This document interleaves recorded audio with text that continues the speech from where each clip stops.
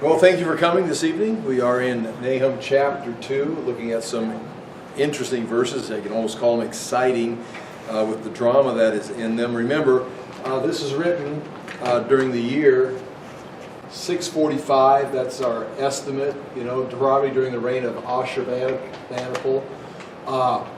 It's going to fall. Nineveh will fall in 612, so it's going to be during these kings' time. Those that come after Ashurbanipal, but it is spoken during the reign of Ashurbanipal. So when it talks about the violence and the corruption, it comes from him or the kings that preceded him. They'd gone too far. Judah and Israel had been disciplined by God, by the Assyrians. They were chosen by God to bring discipline, but they went too far with it. They thought it was their success. They thought they were the successful ones on their own merit. And they went too far. And so now they become oppressors. And at the end of chapter 1, we saw this. Chapter 1, we looked at it last week. In chapter 1, God describes himself as being a God that is going to bring judgment, not just to Nineveh, but to all who are in rebellion towards him. But in chapter 1, beginning in verse 14, again, the Assyrians are the oppressors.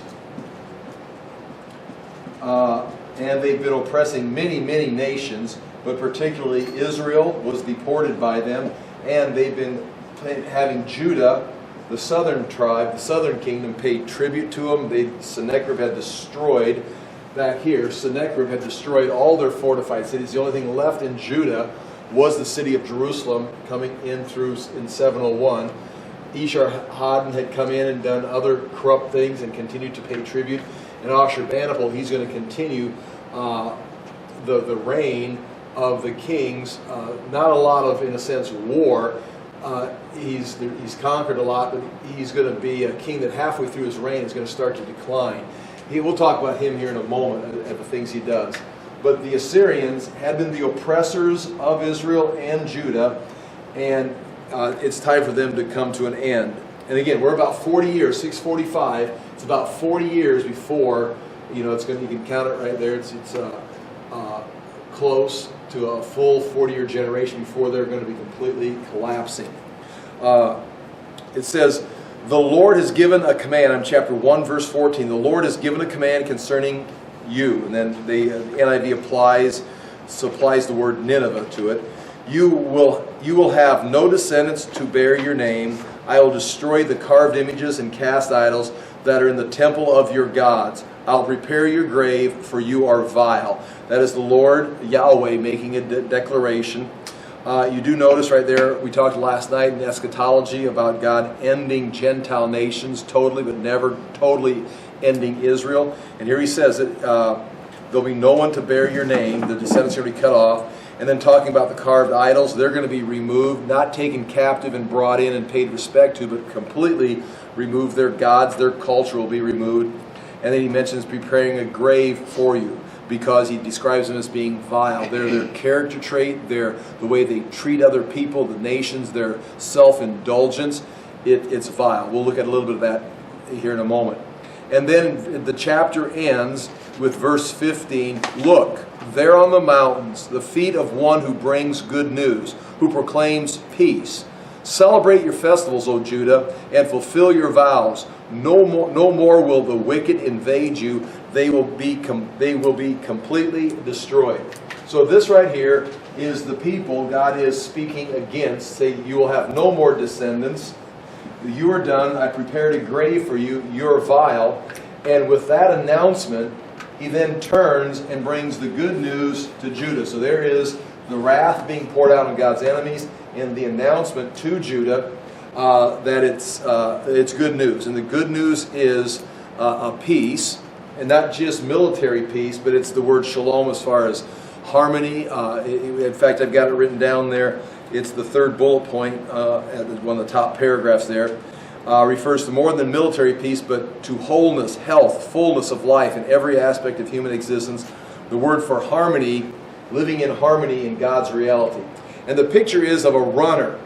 And as we read this next chapter, we can assume from the prophet's point of view. Now remember, everything we're going to read in chapter 2 has not happened when Nahum is writing. He is prophesying what will be seen in 6:12, what will take place. And so Ashurbanipal is the king during Nahum's time, but these events will not take place until after Ashurbanipal is gone. So they're receiving, in a sense, the judgment. They're the generation that's receiving the judgment, the pronouncement, but it's going to take place later. So keep that in mind. This is all prophecy. This is not a historical account, although it matches, it overlays with the historical account, we'll see. But when it talks about, look, there on the mountains, the feet of one who brings good news in verse 15, the assumption clearly, again, you can make your own decisions, but clearly the good news is being brought to Judah. And so the hills, the mountains, are here in Judah. They're in the land of Judah, and it's a runner coming from somewhere. He's announcing peace. It's good news. The assumption is that he's running from Nineveh, that he's seen the battle, and he's a runner. Now, again, the kings, the militaries, they had ways of traveling and bringing announcements, in a matter of just days. So in our image, I don't know if you want to imagine some individual running all the way from Nineveh to the hills of Judah, or if you want to think of a communication system that has been set up. But the ideal is the runner is coming with news of Nineveh's fall and running into the hills of Judah, announcing the oppressor has fallen. You can now return to your celebrations, your festivals. Celebrate your festivals, O Judah, and fulfill your vows. No more will the wicked invade you. They will be completely destroyed. So again, that is good news. And some emphasis there, those bullet points, is one, the feet, they have the ideal of someone that is moving quickly and bringing good news. And the good news is that the oppressor has fallen. This is right out of Isaiah. Isaiah talks about this. In fact, I've got it written there. Isaiah uses the phrase, how beautiful are the feet of those who bring good news. So Isaiah, in a sense, is projecting how beautiful are the feet. When the feet that bring good news, the runner who brings an announcement of deliverance, how beautiful are those feet. Nahum doesn't quote it exactly. And again, they were contemporaries, we can assume, because Isaiah would have lived up into the early days of Nahum. They may have known each other. Nonetheless, Nahum would have been familiar with Isaiah's writings. They're from the same time period. But what Isaiah may have said, blessed are the feet of those who bring good news, or how beautiful are the feet of those who bring good news. Nahum is being able to say, behold, I see the one bringing good news. And the good news in this case is that Assyria has fallen. So Isaiah described someone bringing good news as, how beautiful they are, how pleasant they are. Nahum is actually identifying someone who's bringing good news. But again, Paul picks this up in the New Testament, and in Romans describes, blessed or holy or beautiful are the feet of the one who brings good news. And he's taken the same concept of like Isaiah, there's been an oppressor, and now the oppressor is destroyed and deliverance has been brought. Nahum says the same thing, except he's able to identify the oppressor, Assyria. The good news is being brought to Judah. You are free to celebrate the festivals. Paul picks it up, not talking about the Assyrians or Babylon or Rome, but his oppressor that he's referring to would be sin, would be Satan, would be the spiritual opposition. That has been destroyed. How beautiful are the feet of those who bring the good news. In this case now, it's in the church age, or it's the ultimate message of deliverance. It's the ultimate salvation. All of this ties in Isaiah, Nahum. They're all talking about the same thing, but these are historical accounts. Paul's talking about the full eschatological concept of sin being destroyed. And so, at the end of chapter 1, verse 15, I don't want to say it's a confusing verse or a misleading verse, because it's not, because it just shows that this is talking about something bigger than just Nineveh and their oppression of Israel stopping, because it says, no more will the wicked invade you, they will be completely destroyed.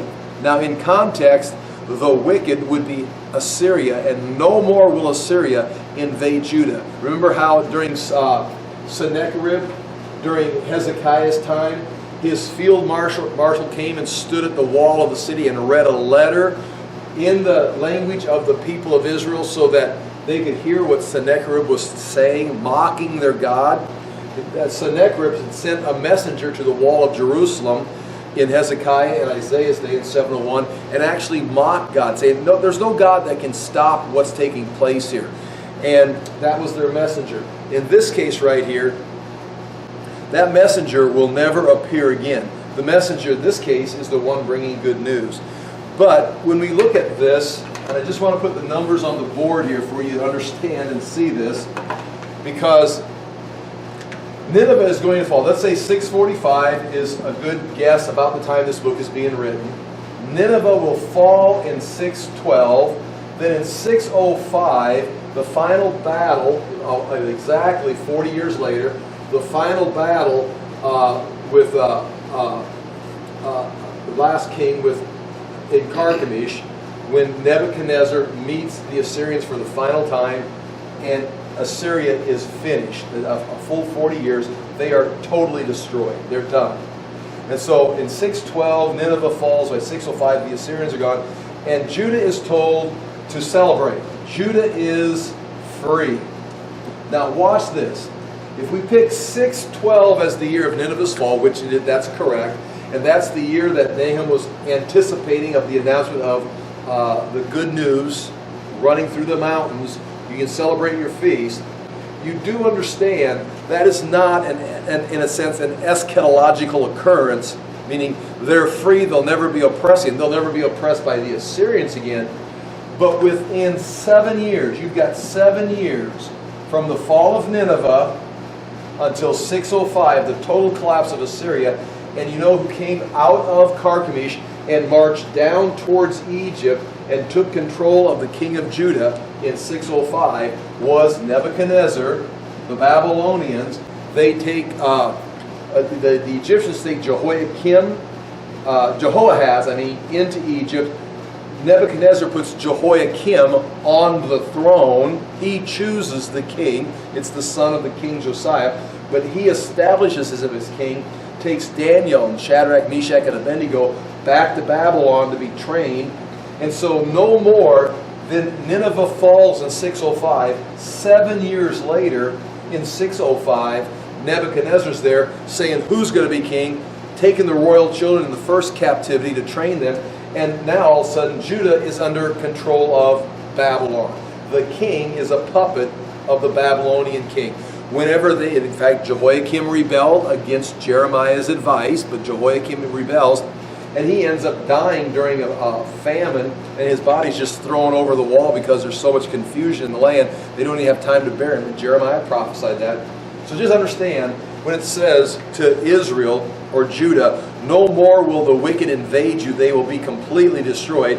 Historically, that refers to Assyria, but historically, they are back being oppressed by oppressors within 7 years. So there's not any great rejoicing. Really, you've got 7 years. You've got a 2-term president there, less than a 2-term president, and you're right back into being oppressed. Now, that verse then would have to have some kind of eschatological fulfillment of someday, like even when Paul's talking about the good news of Jesus bringing salvation for us today, but ultimately when deliverance is made. Now, we go into chapter 2, and I'm going to read chapter 2 in the NIV, and I want to read that at the top of page 1, just a general outline, because this is an eyewitness account of the fall of Nineveh, written during the days of Ashurbanipal, but it's all prophetic. It's not going to take place until 612, after Ashurbanipal has died and these other kings are in place. And on the outline, here's what you're going to see. And again, it's exciting. I really enjoyed studying this and reading commentaries on it because they're giving insight in. I'm going to try to provide some of it for you. But in chapter 2, verses 1 through 2, first of all, there's an announcement of a coming siege. They can see the siege coming. Then chapter 2, verses 3 through 4, the approach of the Babylonians, where they're outside the walls of the city, tearing up the suburbs. In other words, what you've got is you're going to have like this huge city of Nineveh. That's not to scale, that's just a random shape I drew. But that would be the walls of the city of Nineveh. Within there would be a huge palace, and in the palace would be temples. There's water running around it. There's water running through it. And there's gates outside here protecting the city so they could control when the Tigris River would overflow or have a heavy rain season, they could shut the gates and block the water or release the water. This is a very well protected. It's deep into Assyrian territory. And Assyria has conquered to the north, to the south, to the west, and down into Egypt. They're very, very safe here in the walls of the city, inside the palace or the temple. But outside the walls, would we just say the suburbs? There's people living yet outside. There's streets and roads, and the city continues to spread out. Kind of like, Des Moines, West Des Moines, or, Waukee, whatever is outside of West Des Moines today, or Des Moines. Anyway, chapter 2 and 3 is going to talk about the approaching Babylonians. Chapter 2, verse 5, the surprised inhabitants, because there's going to be some kind of a surprise. It's like, who's going to invade us? Then in chapter 2, verse 6, Babylon actually enters the walls. Those first verses are the Babylonians at a distance, seeing them coming. Then they're going to see them tearing up through the streets here, getting their siege set in place. And by the time the Ninevites realize we need to do something, they've already approached, set up their siege, destroyed the suburbs, and are now making an attempt to get into the city. This siege is going to last 3 months.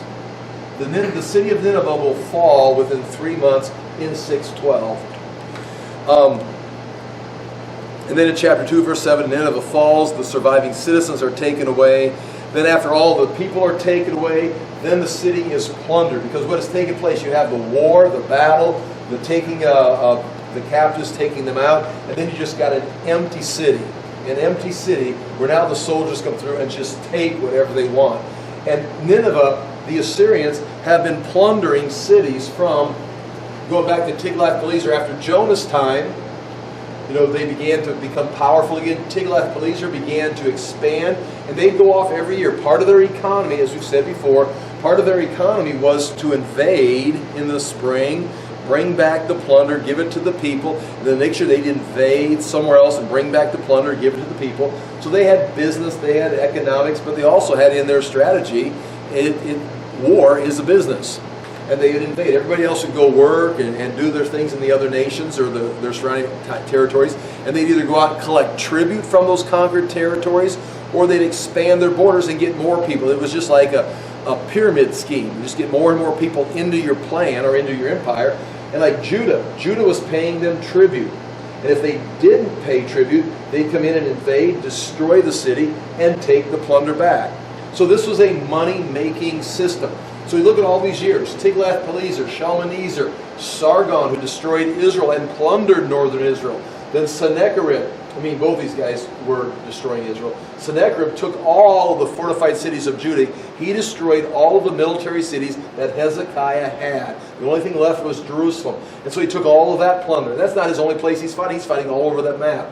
And then Esarhaddon, and then finally Ashurbanipal is doing the same thing. And so there is, in this city, is years, century or so, century and a half worth of plunder from all over the Middle East that had been brought back.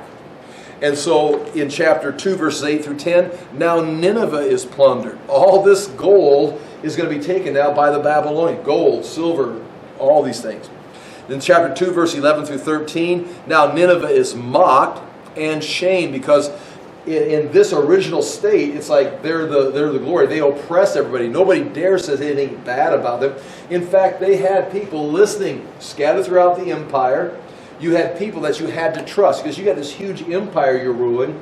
You've got to have people that are in government positions doing the things you want them to do, but you'd also have, the Persians called them the ears and the eyes of the king. That's going to come after the Babylonians. But the Assyrians had the same thing. In fact, Ashurbanipal was in charge of intelligence for his father Esarhaddon. And so as he was growing up, before his father passed away and he became king, he was in charge of organizing the spies who are watching the officials. So you may be the king of a territory or a governor or a political figure that's in charge, but there would be people that you didn't know who they were that were just like the common household servants or maybe someone on your staff that is there for one purpose, is to report what you're really saying behind closed doors, what your attitude really is towards the king Ashurbanipal. And so they knew exactly what was going on, and they had to trust these people. It was a huge kingdom. So there was no one messing with these people, and if they did, they would be executed or brought in. And there's letters. There's 1,000 things I want to tell you. Ashurbanipal, he's going to have a great library. One of the things he's going to do is begin collecting a large volume of Babylonian material, written material, everything he could. He's got scribes. They're not just scribes on the payroll. They're scribes that are basically slaves, and they've been commanded to duplicate as much as they can. And there's letters even of them begging for mercy, saying we can't translate all of this that fast. We need more time. And Ashurbanipal was very proud of his library. In fact, when Nineveh was excavated, they actually found this library. That's why we know so much about what took place here and going back, because they've got all the Sumerian documents from the ancient days of Babylon. They have it all recorded here in Ashurbanipal's library. And they have in there letters of these people talking and giving reports and what he was doing. We have just volumes of stuff. Nonetheless, in chapter 2, verse 11, they begin to mock Nineveh, because now all of a sudden the wall is gone, the government has fallen, their plunder's been taken, and no one is going to step up and say, we need to help them. Well, Pharaoh Necho from Egypt is going to go try and help them at Carchemish in 605, and that's when he kills Josiah, who's trying to stop Pharaoh Necho from helping. But then they're going to be mocked. The Lord is going to mock them for how you have fallen. Then in chapter 2, verse 13, Yahweh speaks of total devastation against Nineveh, saying, you're finished. So I'm going to read chapter 2. That's kind of the outline of what you're going to hear. Then I'm going to go back and go through each verse. Chapter 2, verse 1. An attacker advances against you, and again, Nineveh. 4 words. Guard the fortress, watch the road, brace yourselves, marshal all your strength. The Lord will restore the splendor of Jacob. This is the purpose of the fall of Nineveh. Like the splendor of Israel. Though destroyers have laid them waste and have ruined their vines. The destroyers being Nineveh. Here comes the approaching the military. The shields of the soldiers are red. The warriors are clad in scarlet. The metal on the chariots flashes on the day they are made ready. The spears of pine are brandished. The chariots storm through the streets. This would be the suburbs. Rushing back and forth through the squares. They're not just chaotically rushing back and forth, but they're very rapidly setting up the siege. They've moved in and they're going to position. So it looks like they're rushing back and forth through the squares, crossing the intersections. It's like, what's going on? They're in battle formation. They look like flaming torches. They dart about like lightning. He summons his picked troops. This would be the king. Ashurbanipal, if you're talking about, when it's being written, or Sinshar-ish-kun in 612. He summons his picked troops, yet they stumble on their way. They realize the suburbs have been taken. We got to get everybody all hurry. We're being invaded. So the king is surprised. His troops that he called, quick, get on the walls. They're stumbling into battle formation, battle position. They dash to the city wall. The protective shield is put in place. Then, verse 6, very important. The river gates are thrown open and the palace collapses. And the word there is actually, we'll see it. It melts away. It is decreed that the city be exiled and carried away. Its slave girls moan like doves and beat upon their breasts. Nineveh is like a pool. And that's exactly what it is. It's like a pool of water. And its water is draining away. Stop, stop, they cry, but no one turns back. Now, plunder the silver, plunder the gold. The supply is endless, the wealth from all its treasures. She is pillaged, plundered, stripped. Hearts melt, knees give way, bodies tremble, and every face grows pale. This is the citizens of what is they're being taken away. Where now is the lion's den, the place where they fed their young, where the lion and lioness went, and the cubs were with nothing to fear? The lion killed enough for his cubs and strangled the prey for his mate, filling his lairs with the kill and his dens with the prey. And that's basically what the Assyrian kings had been doing, bringing the plunder in. Then verse 13, the Lord speaks, I am against you, declares the Lord Almighty. I will burn up your chariots in smoke, and the sword will devour your young lions. I will leave you no prey on the earth. The voices of your messengers will no longer be heard. And that's how it ends. The voice of your messengers will no longer be heard. It's interesting because chapter 2 begins, or if you consider chapter 1, verse 15, beginning chapter 2, when it says, look, there on the mountains are the feet of one who brings good news, bringing good news to Judah. Now, the chapter ends with the voices of Assyria's messengers will no longer be heard. So the role in this chapter has changed. The messenger coming from Nineveh is not going to be brought out anymore. Sennacherib's never going to send his field marshal up against someone's wall to announce destruction. But instead, now Judah's sending messengers of deliverance and good news. Okay, I want to look, if you don't mind, at some of these things right here. If you look, page 1, we'll just look at chapter 1 or chapter 2, verse 1. It says, the scatterer has come up against you. And the scatterer would be Nabopolassar's Babylonian military led by Nebuchadnezzar, his son, the general, in 612. The scatterer has come up against you, Nineveh. Again, Nineveh's not in the text, but it's supplied. It's what the book is addressed to, and we're sure that's what they're talking about. And then in the English Standard Version, I've got the words underlined. In the NIV, it was guard, watch, brace, and marshal. 4 imperatives, 4 commands.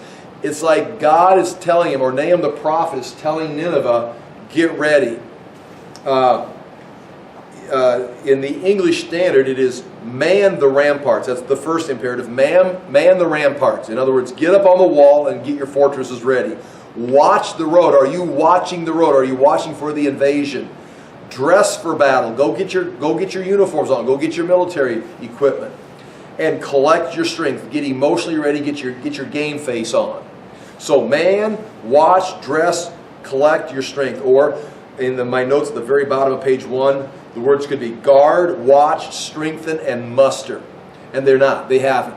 They're being told, get ready, you're going to be invaded. Nahum is telling them in 645. Now, if he actually sent the letter to Ashurbanipal, if he actually went there and pronounced the judgment, if he was from the area or even from Nineveh, some would suggest that. That could be, probably not though. But this is a message in 645 addressed to the people of 612. And they're being told, 30 some years, almost 40 years ahead of time, guard your walls, watch the roads, strengthen yourself, get your military ready, and muster your strength, get your focus on the game, because you are going to be invaded. And it's a prophecy. This is going to happen to you. Now, I want to give you fair warning. Get yourself ready. Well, when the day of battle comes, they're like, what? What's going on? No one listened to Nahum's message. Now, when you turn the page, I've got the classic picture of Ashurbanipal. Again, this is the king when Nahum was prophesying. Even if it's not 645, Nahum's prophesying during Ashurbanipal's reign. If you move it one way or the other, this is when Nahum is prophesying. And this is the message is going forth during his reign. That's when judgment has come. There's the inscription that is on the wall in cuneiform writing that is well known is, I am Ashurbanipal, king of the world, king of Assyria.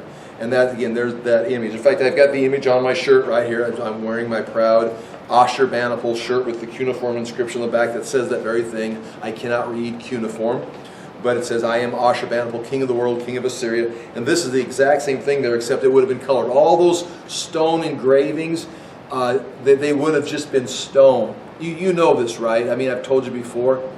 Even like the Greek statues. You always see the marbled Greek statues. And I need to, if I haven't done already, or if you haven't done it already, you need to Google this and look at it. But all those statues, they may be marble, and like the eyes are just those white, glassy eyes. And in the Middle Ages or in the Renaissance, when all that became popular, and we go back and talk about classic Greek, if we're going to decorate something with the classic Greek style, we always get the white marble look of just plain. But that's not at all what they were. They were colored. They were highly decorated, painted, and that's why the eyes, just those balls of white, white balls, because they would have painted the eye. The whole eye would have been painted. The color would have been in the skin. The hair would have been painted. In fact, they can find pigment, they can even tell what some of the statues were, how they were colored.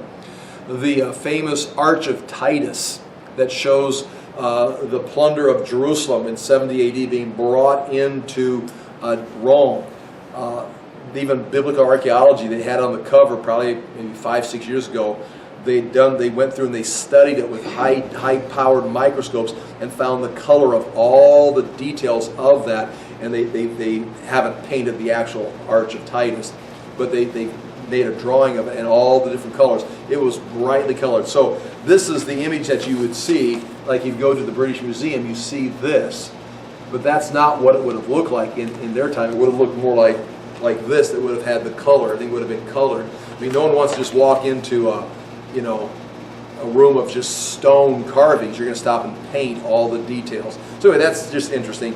Ashurbanipal, during this time, I'll read a few things he did. But one of the things he was very proud of, again, was that library, the archive that he made. And he's proud of the fact that he was literate. In fact, if you look at the bottom of page 3, there's an image of him, and he's in his chariot right there. You can see the bottom of page 3. He's in his chariot, got his spear. And then you see what I've got circled right there?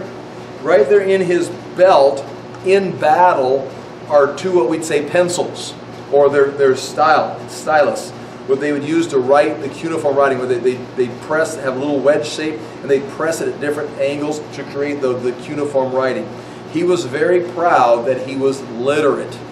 And you turn to the next page, I can show you even this. I mean, it's amazing. And he writes about it. I'll read you one of his quotes. There he's killing a lion. The lion has come up on its back feet. It's attacking him. And he's got his hand on the lion's throat. He's sticking a spear or a sword into the lion. But right there on his belt, right there on his waist, guess what he's got? He's got his two styles right there. He's ready to take notes. He's wants that every image of Ashurbanipal was not only was he a great lion killer, a mighty warrior, next to the gods, I want to point out that he's also literate. He's got his writing materials with him because he could write. And that was something he was very proud of. And now I'm going to read to you on page 3, bottom of page 3. This is what he wrote on one of his inscriptions, the bottom paragraph. Concerning his library, Ashurbanipal wrote, quote, I learned the craft of Adapa the sage. That was his teacher who taught him to write, which is the secret knowledge. Everything pertaining to the scribal art, I am well acquainted. Again, the writing was an art. There was secrets. You could make these images, and there was meaning. It was like computer coding or something. I am well acquainted with the signs of heaven and earth. I was deliberating in the assembly of the scribal experts. What he's saying there is I was able to go to the assembly where the scribes get together and they discuss and they talk about all this academic information. I would go there and I'd deliberate with them. I'd throw my opinion in with them. I was able to talk with the highest academics of the academia of the day. Watch this. I was calculating the liver, which is an image of heaven, and what they would do. Even Nebuchadnezzar, Jeremiah records this, Nebuchadnezzar on his way to attack Jerusalem, it says he stops by and asks for the liver to be brought to him. The priest of Babylon, in this verse that I'm referring to in the book of Jeremiah, they'd come and they'd offer a sacrifice, cut open the animal, and then look at the liver and read the liver to tell. It was a form of witchcraft, sorcery. It was a way of communicating what is the heavens saying, and the heavens were reflected in the liver. So if you can't see the stars and can't figure it out here, you can also cut open and sacrifice the animal, and it picks up the reflections of the heaven, and you can tell fortunes and tell that Nebuchadnezzar was actually using these kind of sacrifices and liver readings to know where to turn left or turn right. It says in Jeremiah, he comes to the fork in the road and doesn't know which way to go. So he calls the priest, they offer a sacrifice. The priests read the liver and tell him this way. Because of that. And when you go to the British Museum or you go to the Oriental Institute, they have models of livers that were used to teach people how to read, to teach their students or teach the prophets on how to read the liver. Our Ashurbanipal is saying right here, I was calculating the liver, which is an image of heaven, together with the most competent oil diviner experts. I solved complicated mathematical problems that have not even been understood before. So he's able to do math.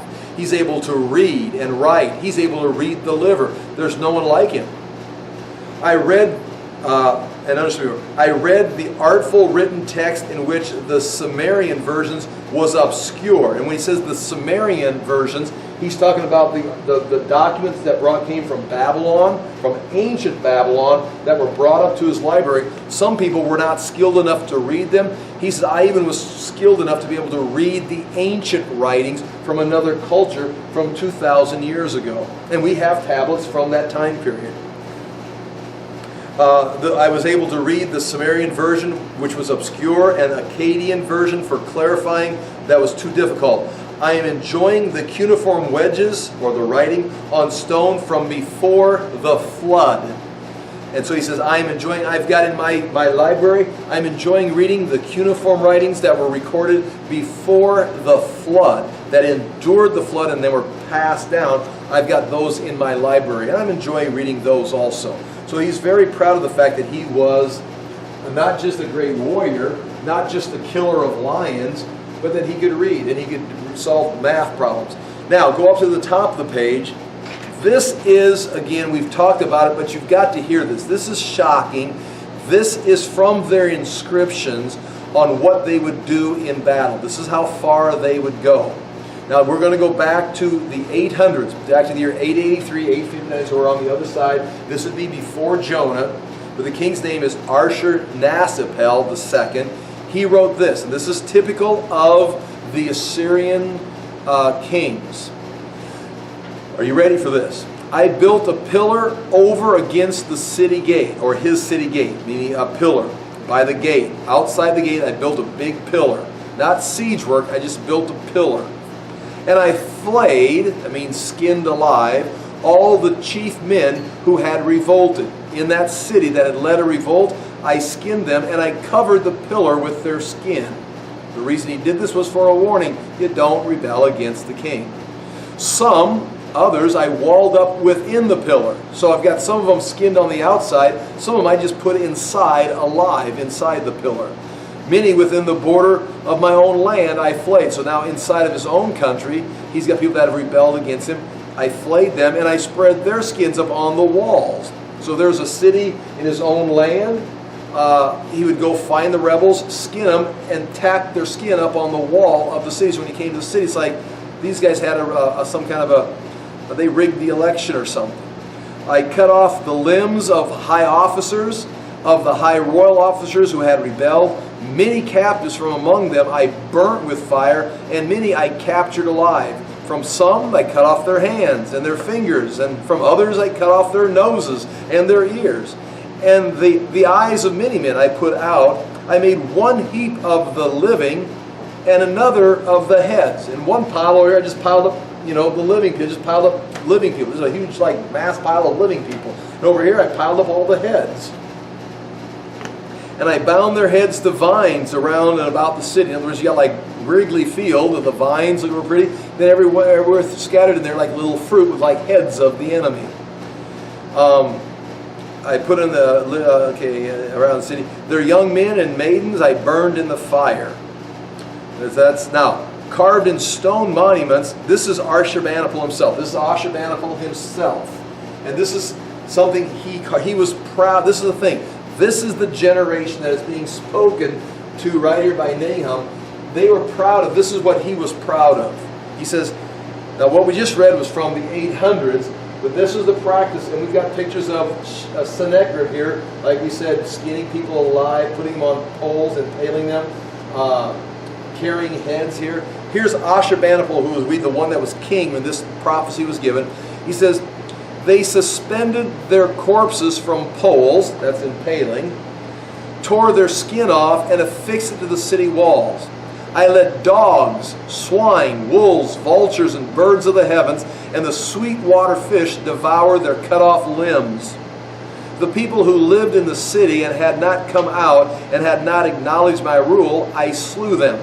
I chopped off their heads and cut off their limbs.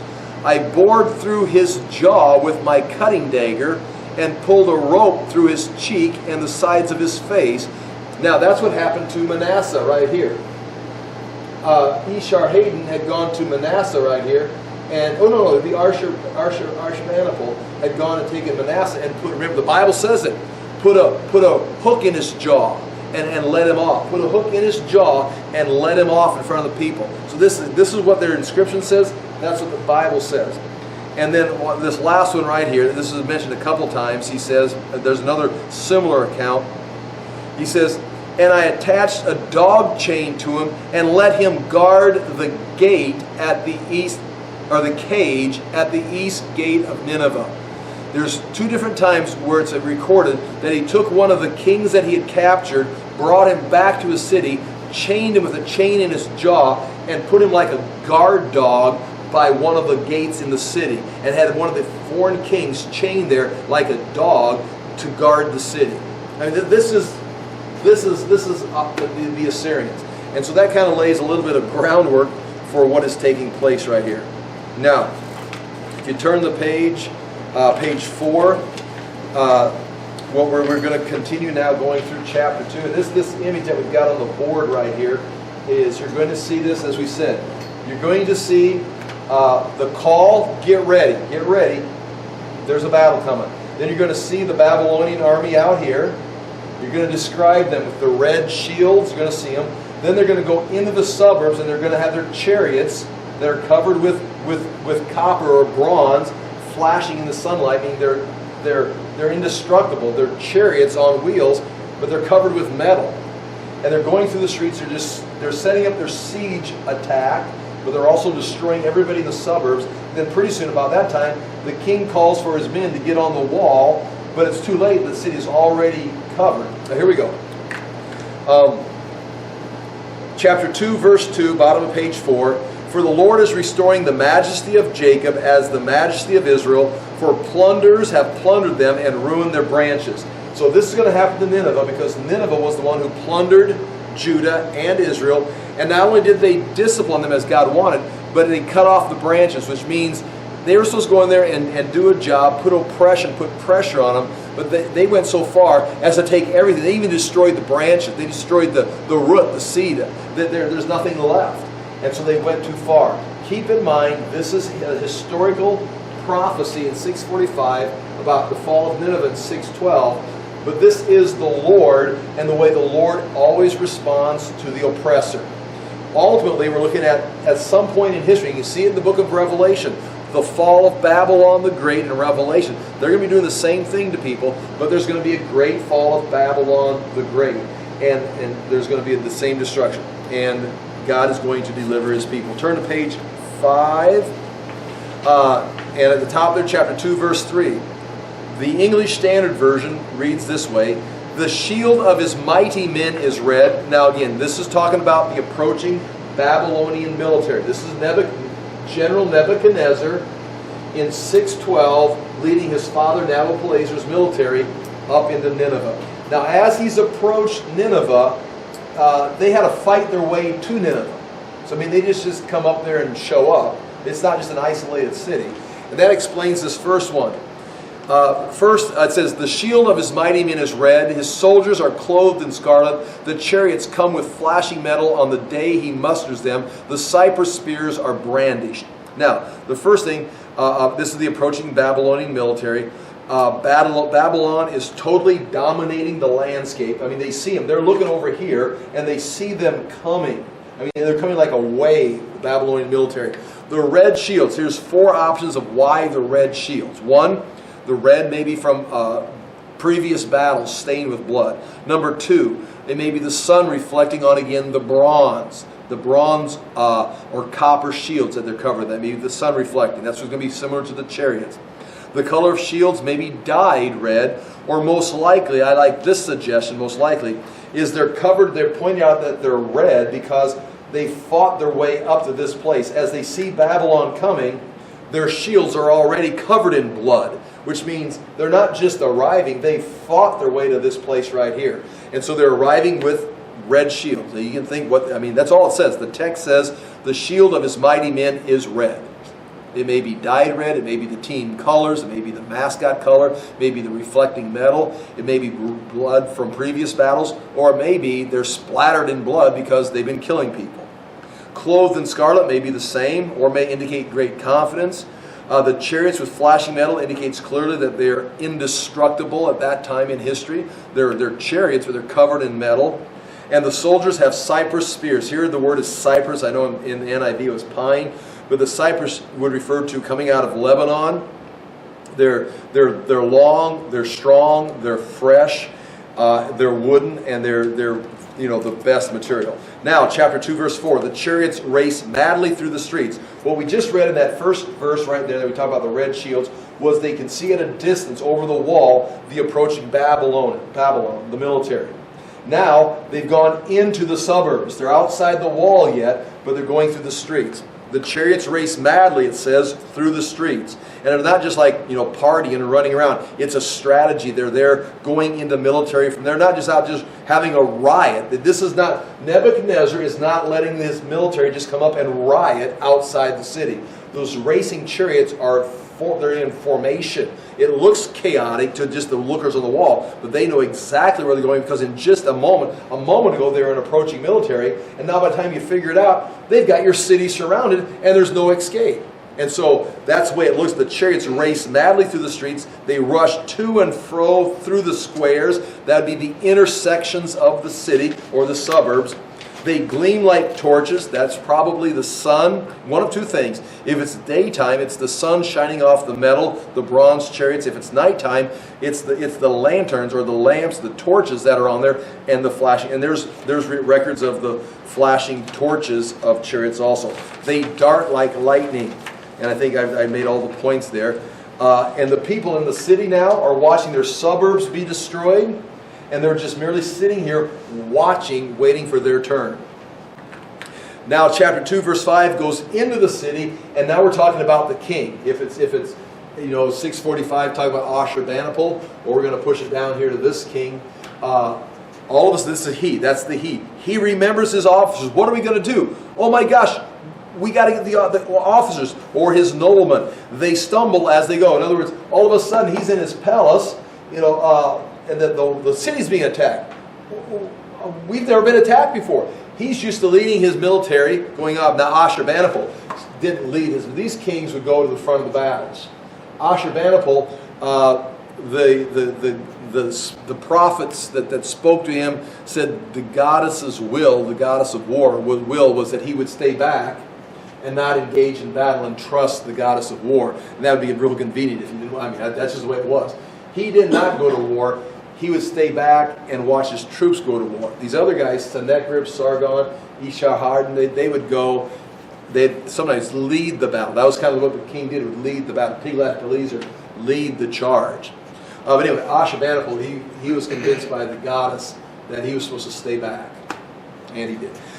But in this case right here, they've never had this situation before. In all these years, they've never had this situation where they're in the palace, they're in the walled city, and we need troops on the wall. Didn't we used to have a plan for this? Isn't there an action plan? Is there an emergency plan? What do we do with this? It's like it's never happened before. So it gives the impression of that he's shy. He remembers, we've got some paperwork for this. So what are we supposed to do? He remembers his officers. And we've got a plan. I remember we used to drill this when we were younger. They stumble as they go, trying to figure out where was I supposed to go if this ever happened. They hasten to the wall. The siege tower is set up. In other words, he remembers, we've got a plan. What were we supposed to do? Enforce that plan. Take action. And they stumble trying to figure out. They get to the wall, and when they get there, guess what? The siege work is over. the Babylonians not only were out here with their red shields, chariots chasing the streets, by the time they get their plan in action, they get up to the wall, the siege work is already set up all around the city. It's like, oh, now what do we do? I mean, so yeah, I mean, it's got an interesting reading because it's action packed. I mean, it's moving fast. Now, this next verse, chapter 2, verse 6. The river gates are opened and the palace melts away. Now, that's what the English Standard says. And in the Hebrew, it's got the word, it's translated dissolved. And so don't think melt like fire. Dissolve is probably a better word, because what takes place while they're setting up the siege works, we're going to read here an account here from one of the Greek historians from this time period. There was heavy rain at the time, and the Tigris River was full of all these rivers and tributaries coming through. And so they had, like I said, they had gates that they could shut and control the flow of water. And what the Babylonians would have done is they would have first shut the gates, take control of the gates, which then would have blocked the water, so the water is building up, damming up outside the gates. Doing one, they can do like Cyrus did when he took Babylon from Belshazzar. They can go under the wall, or they can go through the drier or the lower waters on this side of the bridge. But once they're inside the city, they do this right here. The river gates are open. Now it's like, okay, we're in, and they open the gates up and just flood the city. And as they flood the city, what takes place is the palace melts away. And what happened? It's just all their buildings here, all their protection. Now they're inside the city, and the buildings are being washed away by the flood that's coming in. It had heavy rain. The Babylonians shut the gate. The Babylonians opened the gate. They flooded the city, and that's what that verse is saying. Now, if you look down on point 4 at the bottom of page 7, according to the writing of Diodorus Siculus, the Greek historian from the ancient world, Nineveh fell due to a series of heavy rains that swelled the Tigris, flooded the city, and overcame the city wall for a length of 2 miles. So according to the Greeks, there was a 2-mile stretch of the city wall. They had siege works there, but by the time they opened these floodgates up, there's 2 miles of just the wall was just gone. And so now there's nothing to stop. The Babylonians are in the city. And this is a wrap. Again, the whole thing takes place in 3 months. Historically, this was, we've read through it quickly, but historically it was a 3-month siege before it was being plundered. And then chapter 2, verse 7, its mistress is stripped. She is carried off, her slave girls lamenting, moaning like doves, and beating their breasts. So there's people being killed, but there's also people being taken captive. And it mentions the women here being taken away, being stripped, moaning like doves, being there in the worst situation. Everything they've known is flooded, is burnt, is being taken. Family members are dead, and they're being taken to who knows where. They're never... Normal is never coming back. And they're leaving knowing there's nothing we can do. Chapter 2, verse 8. So that's the people being taken captive. And now here's what Nineveh looks like at this point. Chapter 2, verse 8. Nineveh is like a pool. This looks like the walls here. The walls now are like a retaining wall for water. It's like a pool. The city is like a pool whose water run away. And so as it's starting to seep out, the water's leaking out of the walls right now. And it's just sitting water leaking out of the walls. Halt, halt, they cry, but none turn back. The survivors of Nineveh, now again, who's talking? Who says halt, halt, they cry? But no one turns back. If it's the Babylonians hollering at the fleeing, if the Assyrians are fleeing and the Babylonians are saying, halt, halt, but none turn back, it gives the idea that some of the Assyrians are escaping and there's nothing the Babylonians can do about it. So it's probably not the Babylonians saying, halt, halt. It's probably the other way around. There's people in the city saying, stop, stop, have mercy, halt this. But none of them turn back. None from the Babylonians that had the red shields here, that were racing through the streets with the chariots here, that had the siege works set up here, that blocked the gates and then flooded the city, that are now in there taking people captive. The people that are survivors say, stop, stop. There's no stop. The Babylon is not going to stop. Nineveh's like a pool whose waters run away. Halt, halt, they cry, but none turns back. Now, the city is taken. The survivors are taken captive. There's dead bodies all over the street. And here's this next one. Here's where they come in. Now, in a sense, the battle is over. And the city, in a sense, is now empty, except for the Babylonian army. So here we go. Plunder the silver, plunder the gold. There is no end of the treasure of the wealth of all precious things. I have a list. If you don't mind going back, I got to check the clock. I did have one more thing written down up here. If you go to page 3, yeah, right above where I was talking about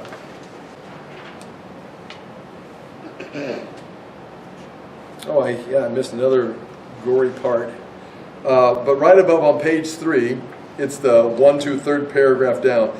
There's just a list of things that were brought as tribute. Now there's two, there's several, but two basic ways. Like I said, they can invade. Assyrians would invade and then plunder the city, or the city would submit and then they'd apply a tribute.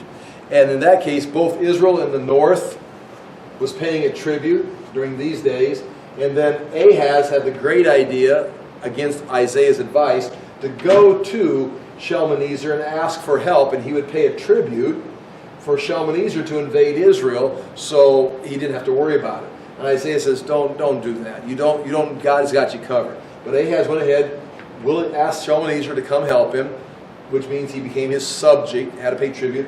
Hezekiah had to send tribute. He even talks about peeling the gold off the temple doors and stuff and sending it up to the Assyrians, or Sennacherib. And Sennacherib brags about receiving tribute from Hezekiah. So they either plundered your city or gave a heavy, heavy taxation. And here's a list, middle of page 3. Chariots supplied with the equipment for men and horses. In other words, they'd ask for chariots. And we don't just want the chariots, we want all the supplies and everything the men and the horses wear to drive the chariot. Numerous talents of silver, gold, lead, copper, iron, brightly colored garments of every fabric, golden bowls, golden beakers, golden goblets, golden pitchers. You can see I'm typing this like rapidly fast, and we got so many words that spell check's not even showing up. If it underlines the word in red, I usually go back and change it.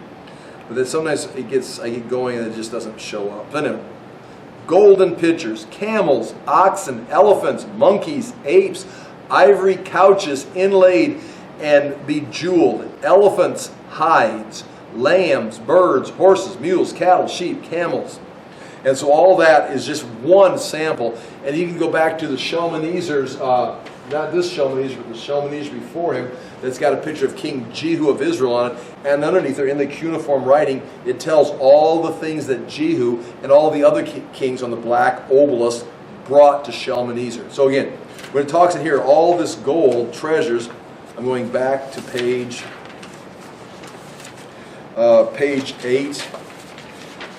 Chapter 2, verse 9 on page 8. Plunder the silver, plunder the gold. There is no end of the treasure of the wealth of all precious things. And that's exact, because it's been there they've been collecting it for 200 years. Desolate, desolation and ruin. That's what this is left. Hearts melt, knees tremble, anguish is in all loins, all faces grow pale. Now this last part, verse 8, we'll probably pick up with that next week because I want to spend a little time on it. But basically this is now the mocking of the king. Because the king, you see him here, Ashurbanipal killing the lions. He's got several murals on his wall of him killing lions. He was the lion. He was seen as, they're referred to as the lion. And then, of course, his wife would be the lioness, and all of his children would be the offspring, the young lions. Well, now in chapter 2, verse 11, it's now addressing the king of Assyria as a lion. And this, right here, is the lion's den. And the lion would go out and hunt his prey, the other nations, take what he wanted. But he did not just satisfy himself. His job was to bring the plunder or the carcass back to feed his wife and back the supply for his cubs. And now, this is what Nineveh looks like, desolate, destroyed. And now, the prophet Nahum says this about the lion's den. Where is the lion's den? It's underwater. The feeding place of the young lions. Where's, all the children are being provided for here. Where the lion and the lioness went, the king and the queen went. Where his cubs were, and none to disturb. They could go behind these walls in this palace, and no one bothered the lion, the lioness, or their cubs. The lion tore enough for his cubs. When the Ashurbanipal went to battle, he tore enough for his cubs and strangled prey for his lioness. In other words, he's bringing back the gold, the silver, all the plunder from the nations. He filled his caves with prey and his dens with torn flesh. And that's the treasures that are being taken right now. This used to be the lion's den where the lioness rested and all the cubs had plenty. He'd bring back food and the strangled flesh and the torn flesh to feed his cubs. But it's all gone now. There's nothing left. Then the final verse right here, chapter 2, verse 13. Behold, now the Lord speaks. This has been Nahum describing the events of 612 in 645. And now the Lord speaks. Behold, I am against you, declares the Lord of hosts, and I will burn your chariots in smoke, and the sword shall devour your young lions, again, your children. I will cut off your prey from the earth, and that means forever, and the voice of your messenger shall no longer be heard. So again, like we said, this section begins with the messenger. Behold, the messenger, the feet on the mountains, bringing good news of peace. That's now the message to Judah. This has taken place. But now, your messenger, Assyria, is no longer going to be heard. It will be my message, my messenger proclaiming the good news instead of you proclaiming a threat against my people, even against the Lord himself. So that's chapter 2. And now we have one more chapter after that. We'll kind of clean it up a little bit. You can read through it. It'd be interesting for you just to kind of read through what takes place right there, because it continues to describe things. But we've seen the battle. Chapter 1, we saw God's character and his announcement against Nineveh. Chapter 2 now, we see the battle that's going to take place in the fall in 612. And Nahum's going to just continue to describe and mock Nineveh. One of the reasons for this, why would this be important in 645? Well, it could be a warning to Nineveh, but did it make it to Nineveh or not? We don't know. But it did make it to the people of Judah. And the people of Judah, there are people in Judah at this time, see, Manasseh's reign during this time of revival, this reform time right after he'd had the jaw hooked, and he still had scars on his face. He went into captivity for 2 years and came back and started to reform. Now, those people, Manasseh and the people that are following his reform, including Josiah, who's coming after, they need a word of encouragement. They are oppressed by Ashurbanipal at this time. But the word is now being told them, listen, a word of, just like we have the book of Revelation, there is hope at the end. These guys, you may be oppressed, but you have hope. Nineveh is going to fall, and here's the headlines, or here's a head up. The good news, there's someone on the hills coming. Good news, because Nineveh is going to fall. So it gave them a word for their faith, just like we can go to Revelation or in prophecies of the future and have hope for the future. And so again, it could have been a warning to Nineveh, but nothing else. It was a word of faith to this generation, 645. Assyria looks big and bad, but have you read chapter 2? They're going to be like a pool of water. Nothing's going to be left. Okay, I'll pray and we'll pick this up next week. Father, we do thank you for your truth. We thank you for your word. We do ask that we would find guidance, we would find strength, we'd find insight into these words. We do ask that we live a life that is righteous and pleasing to you at this time in history. In Jesus' name we pray. Amen. Thank you for your time.